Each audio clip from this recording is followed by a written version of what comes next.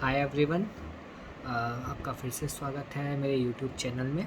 So today we will discuss about semester 1 business economics chapter 2 which is demand analysis. ठीक है, तो सबसे पहले हम डिस्कस करते हैं कि डिमांड होती क्या है। डिमांड इज़ बेसिकली जो भी हमारी नीड्स हैं, हमारी वांट्स हैं, हमारी रिक्वायरमेंट्स है। हो सकता है वो हमारी डे टू डे लाइफ से रिलेटेड हो या फिर वंस अ वाइल हो। डे टू डे लाइफ की मैं बात करूँ, लाइक हमारे फूड प्रोडक्ट्स हो गए, हमारे क्लोथिंग हो गई, लॉट मोर थिंग्स। और वंस अ वाइल की बात करूँ, like we are purchasing a car, purchasing a house, so all these comes under the concept of demand, right.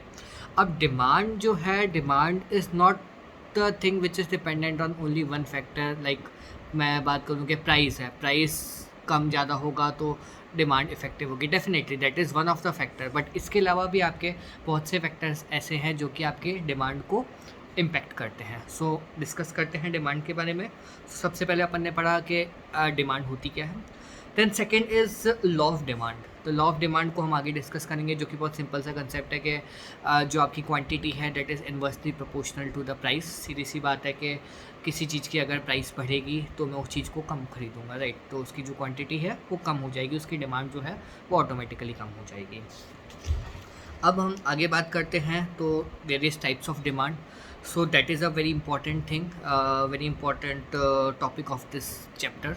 So types of demand की बात करें, so there are around 7 types of demand, which is price demand, income demand, cross demand, individual demand, joint demand, composite demand and direct and derived demand. सबके बारे में हम एक बार एक करके बात करते हैं। सबसे पहले अपन बात करते हैं प्राइस डिमांड। सो प्राइस का सीधा सा कंसेप्ट है कि प्राइस बढ़ेगी सो ऑटोमेटिकली उसकी क्वांटिटी डिक्रीज़ होगी, जो कि अपनी लॉ ऑफ डिमांड कहता है, right. Second is our income demand. जैसे जैसे एक बंदे की इनकम बढ़ती है वैसे वैसे उसकी डिमांड्स बढ़ती है। As simple as that, suppose my salary is 50,000, तो उसके अकॉर्डिंग मैं अपने खर्चे करूँगा। मेरी डिमांड जो होगी वो लिमिटेड होगी। But once my income starts increase, मेरी 1 लाख होगी, 1.5 लाख होगी, उसके अकॉर्डिंग में डिमांड चेंज होगी। सो that is the income demand. The third one is the cross demand. So cross demand is basically, cross जैसा का मतलब वर्ड बता रहा है, cross means related.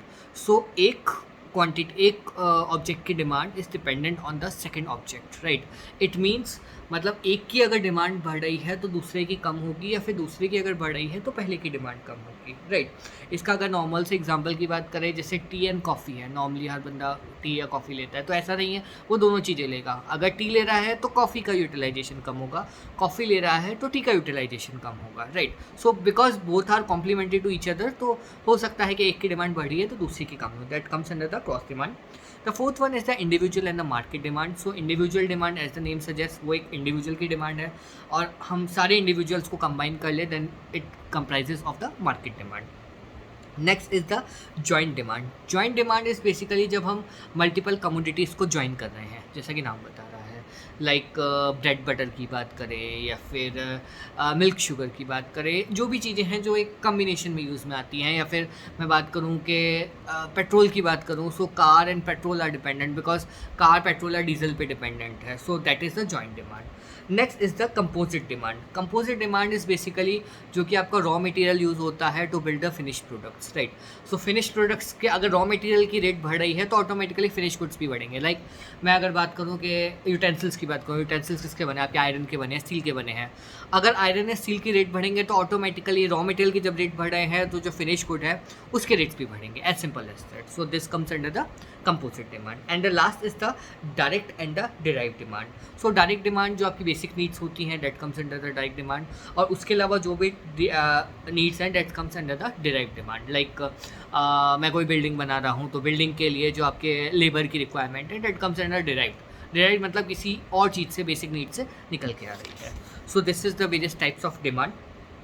Then next comes as the determinants of the demand, मतलब what are the influencing factor of the demand. So demand की अगर बात करें तो डिमांड आपकी नॉर्मली हम 2 टाइप्स में कैटेगराइज करते हैं। The very first is the individual one and the second one is the market one, right. अपन ने लास्ट चैप्टर में भी हमने देखा था, तो वहाँ पे हमने क्या किया था, माइक्रो एंड मैक्रो इकोनॉमिक्स की बात करी थी, right. So micro is the small one and macro is the big one. तो इकोनॉमिक्स में हम जब भी बात करेंगे तो हम दो चीज़ों को रिलेट करेंगे, one is the smaller version और उसी का जो bigger version we call it as the macro one. So यहाँ पे भी अगर हम बात करें, so one is the individual and the second one is the market.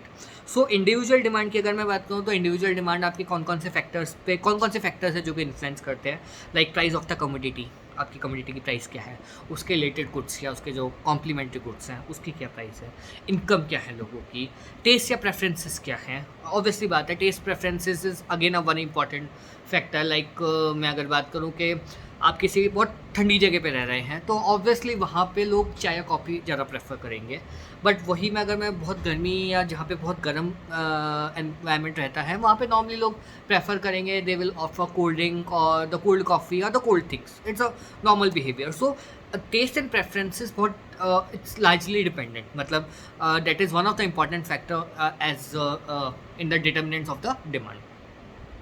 Consumer expectations, obviously आपकी कोई एक्सपेक्टेशंस है वो फुलफिल हो रही है, देन ऑब्वियसली आप उस आइटम को वापस परचेज करेंगे। फुलफिल नहीं हो रही, want purchase it again and again. Next is the credit policy. Obviously अगर आपके पास इतना बैलेंस नहीं है, बैंक बैलेंस नहीं है, आप अफोर्ड कर पाए, बट गवर्नमेंट अगर आपको इतना क्रेडिट दे रही है कि हाँ ठीक है, you will pay it in the next month और next to next month, then definitely the person will opt for this. But हाँ, अगर गवर्नमेंट मुझे अलाउ नहीं करेगी कि गवर्नमेंट या फिर क्रेडिट कार्ड्स की अगर हम बात करें तो वो अलाउ नहीं करेंगे, then definitely there is no option to just purchase that product. So these are the individual.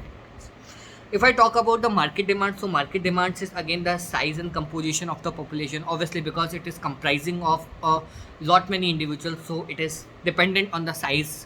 बड़ी पॉपुलेशन है, बड़े फैक्टर्स इन्फ्लुएंस करेंगे। इनकम डिस्ट्रीब्यूशन, ऑब्वियसली इनकम एक बंदे पे डिपेंड नहीं करेगी, हो सकता है कुछ की इनकम कम हो, कुछ की ज़्यादा हो, कुछ लो इनकम में लर्न कर रहे हो, कोई डेली वेजेस के हो। सो इनकम का डिस्ट्रीब्यूशन क्या है। क्लाइमेटिक फैक्टर्स, अगेन आपका क्लाइमेटिक सिचुएशन क्या है, एनवायरमेंटल फैक्टर्स क्या है। The last one is the government policies. Next comes as the law of demand, जो कि हमने स्टार्टिंग में डिस्कस किया। Inverse relationship between the demand and price, as simple as that. Demand and price का जो relationship है inversely proportional, as simple as that we call as the law of demand, right. Law of demand की बात करें तो यहाँ पे हमारे सर्टेन एजम्पशंस आते हैं। जब हम ऑब्वियसली हर चीज़ आइडल नहीं होती, राइट, तो हम लोग कुछ एक एजम्पशंस लेके चलते हैं। एजम्पशंस की बात करो, लाइक इनकम जो है, इनकम आपकी कांस्टेंट रहेगी, तभी वो इनवर्सली प्रोपोर्शनल आपका जो फैक्टर है वो वेरी करेगा।